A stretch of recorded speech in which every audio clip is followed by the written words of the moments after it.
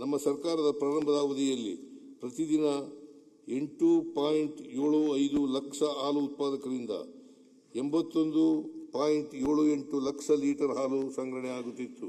ಪ್ರತಿದಿನ 9.07 ಲಕ್ಷ ಹಾಲು ಉತ್ಪಾದಕರಿಂದ ಸರಾಸರಿ 1 ಕೋಟಿ ಲೀಟರ್ ಹಾಲು ಸಂಗ್ರಹಣೆ ಆಗುತ್ತಿದೆ. ಹಾಲು ಪೂರೈಕೆದಾರರಿಗೆ ಬಾಕಿ ಇದ್ದ 609 ಕೋಟಿ ರೂಪಾಯಿ ಪ್ರೋತ್ಸಾಹಧನವನ್ನು ಒಳಗೊಂಡಂತೆ ಇದುವರೆಗೂ ಒಟ್ಟಾರೆ 4,523 ಕೋಟಿ ರೂಪಾಯಿ ಪ್ರೋತ್ಸಾಹಧನವನ್ನು ನೀಡಲಾಗಿದೆ. ಅನುಗ್ರಹ ಯೋಜನೆಯಡಿ ಕುರಿ, ಮೇಕೆಗಳ ಮತ್ತು ರಾಸುಗಳ ಆಕಸ್ಮಿಕ ಸಾವಿಗೆ ನೀಡುವ ಪರಿಹಾರ ಧನವನ್ನು ಹೆಚ್ಚಿಸಿ ಇದುವರೆಗೂ 1.7 ಲಕ್ಷ ಫಲಾನುಭವಿಗಳಿಗೆ 1,70,000 ಫಲಾನುಭವಿಗಳಿಗೆ 101 ಕೋಟಿ ರೂಪಾಯಿ ವಿತರಿಸಲಾಗಿದೆ. ಕರ್ನಾಟಕ ಸಾಂಪ್ರದಾಯಿಕ ಅಲೆಮಾರಿ ಕುರಿಗಾಹಿಗಳ ಅಧಿನಿಯಮ 2025 ಜಾರಿಗೆ ತರಲಾಗಿದೆ. ಇಲ್ಲಿಯವರೆಗೆ 6,702 ಕುರಿಗಾಹಿಗಳಿಗೆ ಗುರುತಿನ ಚೀಟಿಗಳನ್ನು ವಿತರಿಸಲಾಗಿದೆ. ನಮ್ಮ ಸರ್ಕಾರ ಅಸ್ತಿತ್ವಕ್ಕೆ ಬಂದ ನಂತರ 300 ಪಶುವೈದ್ಯ ಸಂಸ್ಥೆಗಳಿಗೆ ನೂತನ ಕಟ್ಟಡಗಳನ್ನು ನಿರ್ಮಿಸಲು ಕ್ರಮ ವಹಿಸಲಾಗಿದೆ. 2026-27ನೇ ಸಾಲಿನಲ್ಲಿ ನಬಾರ್ಡ್ ಸಹಯೋಗದೊಂದಿಗೆ ಹೊಸದಾಗಿ 100 ಕಟ್ಟಡಗಳನ್ನು ನಿರ್ಮಿಸಲಾಗುವುದು. ಬೆಳಗಾವಿ ಮತ್ತು ಕಲಬುರಗಿ ವಿಭಾಗಗಳಲ್ಲಿ ಕುರಿ ಮತ್ತು ಮೇಕೆ ಸಾಕಾಣಿಕೆಯನ್ನು ಪ್ರೋತ್ಸಾಹಿಸಲು ಆಯ್ದ 10,000 ಫಲಾನುಭವಿಗಳಿಗೆ 25% ಸಹಾಯಧನದಲ್ಲಿ ಕುರಿ, ಮೇಕೆ ಘಟಕಗಳನ್ನು ಸ್ಥಾಪಿಸುವ ಯೋಜನೆಯನ್ನು ರೂಪಿಸಲಾಗಿದೆ. ಹೈನುಗಾರಿಕೆಯನ್ನು ಪ್ರೋತ್ಸಾಹಿಸಲು ಆಯ್ದ 10,000 ಫಲಾನುಭವಿಗಳಿಗೆ 25% ಸಹಾಯಧನದಲ್ಲಿ ಹಸು, ಎಮ್ಮೆ ಖರೀದಿಸಲು ಪ್ರೋತ್ಸಾಹಧನ ನೀಡಲಾಗುವುದು.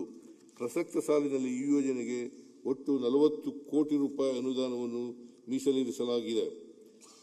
ಜಿಲ್ಲಾ ಹಂತದಲ್ಲಿರುವ ತಜ್ಞ ಪಶುವೈದ್ಯಕೀಯ ವಿಶೇಷ ಸೇವೆ ವ್ಯವಸ್ಥೆಯನ್ನು ತಾಲೂಕು ಹಂತಕ್ಕೆ ವಿಸ್ತರಿಸಲು 20 ತಾಲೂಕುಗಳ ಪಶು ಆಸ್ಪತ್ರೆಗಳನ್ನು ಪಾಲಿಕ್ಲಿನಿಕ್ಗಳನ್ನಾಗಿ ಮೇಲ್ದರ್ಜೆಗೇರಿಸಲಾಗಿದೆ.